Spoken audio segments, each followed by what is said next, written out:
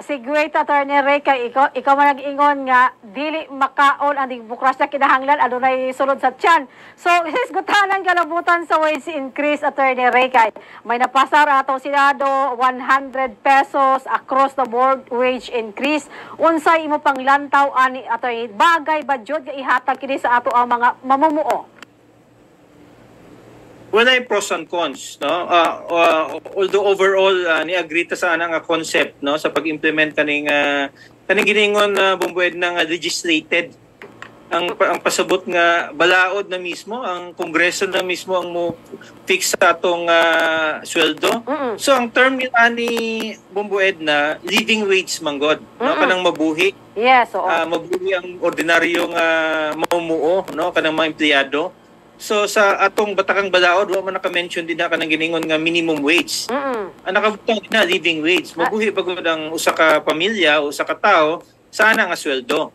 So ang opinion sa atong mambabalaod, no, first time ni in 26 years bumbued na nga balaod mismo ang muset.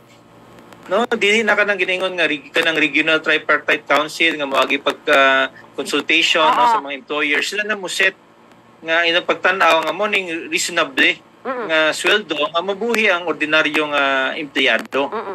So may man na siya bubued na, pero atong tanawon pud ang epekto sa ubang sektor.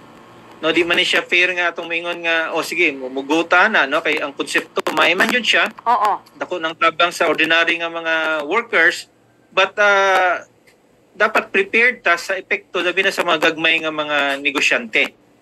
No, nga dako na siya, no? Dako na siya bumbued na ang pinakadako nga expense sa negosyo ang sweldo, no, sa mga empleyado, no. So kung katang okay lang kung nagakita atong mga negosyante, pero kanang medyo kanang sakto-sakto lang ang epekto sa ila, magsara sila, no, bumbued na o di ba mutangtang sa empleyado, no.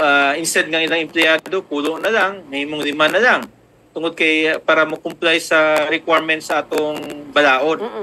Pero ang idea magudani bumbued na, no, overall nindot siya, no, in the sense nga mabuhi, no, ang ordinaryong mamumuo, kaduha ang ilang purchasing power dako na pod sa atong ekonomiya, dako ng impact tungod kay ang atong ekonomiya highly dependent sa spending. No, imagine pila na ka bilyon bumbued na nga imong ihatag sa atong mga ordinary workers, ang epekto ana sa atong mga malls, no. Dako ang kita sa atong mga malls, no. Pero ang epekto po din na dako ang overhead sa atong negosyo, no. Ang epekto na siguro posible mo taas ang pamasahe sa mga buses, no, sa mga public transport nato, mga pagkaon mo taas pod, no, kay kanang paborito nato ang mga fast food bumbued na mo taas man ang presyo pod. No? Kay dependent man sila sa kaning mga sweldo sa tao. So plus or minuses ni siya. No, so naghinaot nga naay ka nang giningon nga middle ground, no, nga kung base pwede nila ning implement bumbued na staggered basis.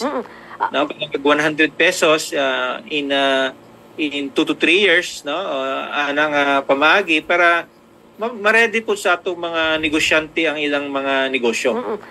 Ingon sa labor group, Attorney Ray, nga mga trabahante ra daw permanente nga antoso apil karon give chance sa ang mga employers kay lagi kung ilang hangyo jud sa gikaingon mo kagani living wage is 750 pesos across the board, pero gamay ra gani kaayo daw na kanang 100 pesos, Attorney Ray. Kung nagpuyo ka sa Metro Manila, magkalisod yung ka dito, no, bumbued na. Pero diri ka sa probinsya, no, sa probinsya mabuhi naman ka na, no, kay syempre ang atong mga gulay din barato man, no, ang mga presyo sa atong paliton barato man, pero magtukag NCR magkalisod yung ka, no, bumbued na. So dapat kaning ilang remedyo ani usapod ka mga strategy nila nga dapat i-discourage ang mga negosyante nga dili mo based sa NCR, no, congested na kay NCR, diha man gud ang katunga sa population sa atong nasod, no, kaning apil na kanang region nga nakapa tuyok sa NCR, remedy jud ilang i-disperse ang mga negosyo.